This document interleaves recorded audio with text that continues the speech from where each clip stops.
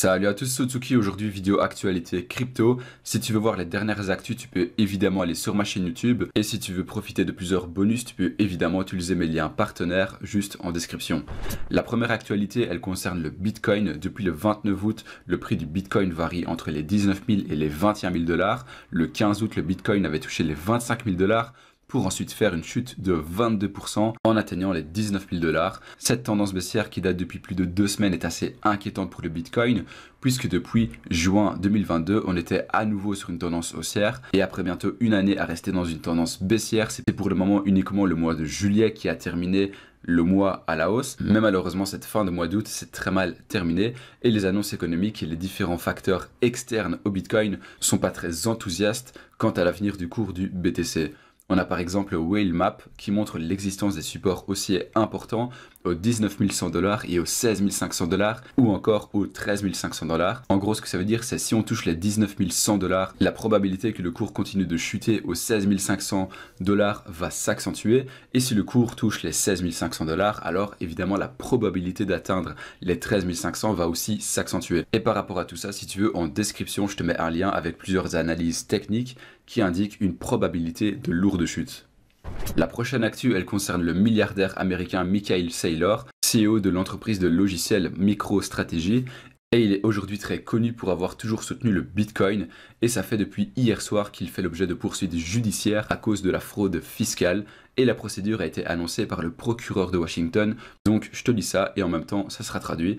Aujourd'hui nous poursuivons Michael Saylor, un cadre technologique milliardaire qui vit dans le district depuis plus de 10 ans mais n'a jamais payé d'impôt sur le revenu de personnes physiques. Nous poursuivons également sa société MicroStrategy pour avoir conspiré afin de l'aider à échapper aux impôts qu'il doit également sur les centaines de millions de dollars qu'il a déjà gagnés en vivant à Washington.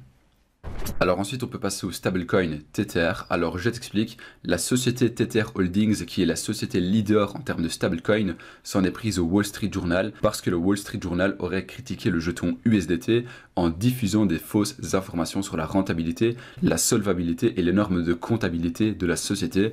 Cette riposte, elle est évidemment compréhensible puisque le Wall Street Journal a écrit que Tether pouvait être considéré comme insolvable. Alors en fait, cette actu, elle est vraiment très importante puisque durant cette année 2022, il y a eu plusieurs effondrements de stablecoins, comme par exemple celui de l'UST ou encore le stablecoin de Polygon. Et donc forcément, énormément de personnes cherchent à savoir si l'USDT ou l'USDC risquerait d'avoir le même historique que l'UST ou le stablecoin de Polygon. Et en fait, ce que reproche surtout le Wall Street Journal, c'est que la société du Tether n'est pas totalement transparente avec le public et lorsqu'une société financière n'est pas 100% transparente avec le public, souvent c'est parce qu'il y a énormément de choses à cacher. Et justement par rapport à ça, la société Tether a répondu: selon notre rapport consolidé sur les réserves, Tether n'a jamais divulgué les fonds propres, bien qu'ils aient été rentables pendant plusieurs années. Ce même rapport a été jugé approprié par des parties prenantes importantes et il a été accepté par le NYAG.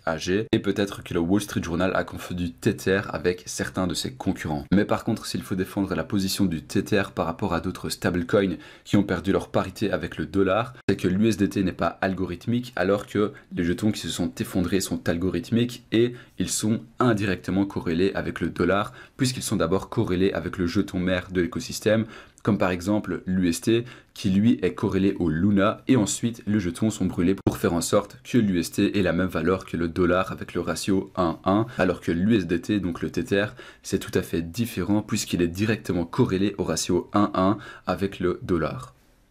Alors ensuite on peut passer à la prochaine actu. Alors on est tous au courant que le The Merge de l'Ethereum aura lieu le 15 septembre, donc c'est-à-dire dans 15 jours. Et en attendant ce fameux The Merge, on a les mineurs qui essayent d'accumuler un maximum d'Ethereum avant la transition du Proof of Work au Proof of Stake. Alors quand tu regardes le graphique que tu peux voir à l'écran, tu peux remarquer que les mineurs accumulent pour le moment énormément d'Ethereum à l'approche de la fusion. Et en fait on peut même observer un nouveau ATL depuis 2018 qui était l'ancien record et c'est pour actuellement 261 848 Ethereum qui sont stockés sur les portefeuilles des principaux mineurs d'Ethereum et au prix actuel de l'Ethereum ça représente pour 415 millions de dollars. Et en fait sur le graphique tu peux voir que le nombre d'Ethereum sur les portefeuilles des mineurs a littéralement explosé pour les derniers mois et ceci même malgré le prix de l'Ethereum qui a énormément chuté ces dernières semaines. Et par rapport à tout ça, on peut se poser la question suivante, pourquoi est-ce qu'il y a un tel mouvement du côté des mineurs sur l'Ethereum? Alors c'est très simple, c'est parce qu'il risquerait d'y avoir un hard fork durant le The Merge, et il faut aussi comprendre qu'après le The Merge, les mineurs vont arrêter de gagner des revenus grâce au minage, puisqu'il ne sera plus possible de miner des Ethers, puisque ça deviendra un Proof of Stake, et plus un Proof of Work. Et vu qu'il y a une forte probabilité qu'il y ait un fork, ça veut dire que les mineurs vont pouvoir continuer de miner, pas de l'Ethereum, mais un autre jeton, mais le problème c'est que ce jeton n'a pas encore de valeur. Et donc c'est pour cette raison que les mineurs tentent de profiter un maximum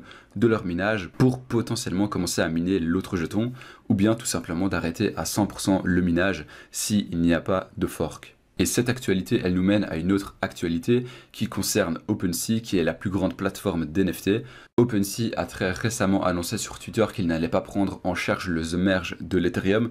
Du coup, je te lis les communiqués. Tout d'abord, et c'est le plus important, nous nous engageons à supporter uniquement les NFT sur la chaîne Proof of Stake d'Ethereum mis à jour, bien que nous ne spéculerons pas sur les forks potentiels, dans les mesures où les NFT forkés de Ethereum Proof of Work existe, ils ne seront pas supportés ou représentés sur OpenSea. Et la plateforme précise aussi qu'elle avait déjà commencé à se préparer à la mise à jour du The Merge et qu'elle se montre confiante vis-à-vis de cette transition. Alors je te lis ça.